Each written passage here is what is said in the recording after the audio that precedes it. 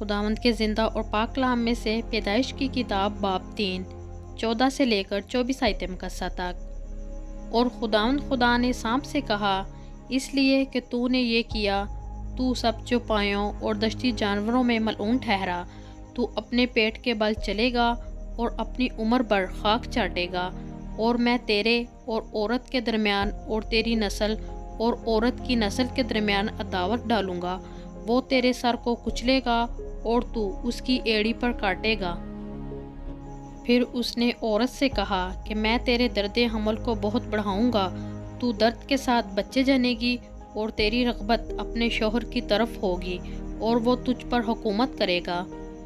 اور آدم سے اس نے کہا، کیونکہ تو نے اپنی بیوی کی بات مانی اور اس درخت کا پھل کھایا جس کی بابت میں نے تجھے حکم دیا تھا کہ اسے نہ کھانا، اس لیے زمین تیرے سبب سے لعنتی ہوئی، مشقت کے ساتھ تو اپنی عمر بھر اس کی پیداوار کھائے گا،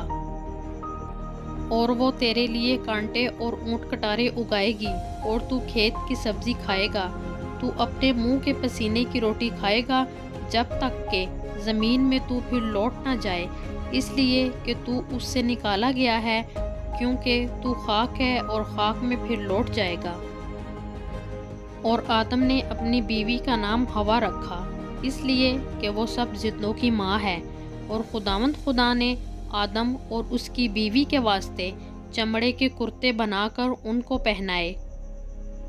اور خداوند خدا نے کہا، دیکھو، انسان نیک و بد کی پہچان میں ہم میں سے ایک کی مانند ہو گیا، اب کہیں ایسا نہ ہو کہ وہ اپنا ہاتھ بڑھائے اور حیات کے درخت سے بھی کچھ لے کر کھائے اور ہمیشہ جیتا رہے۔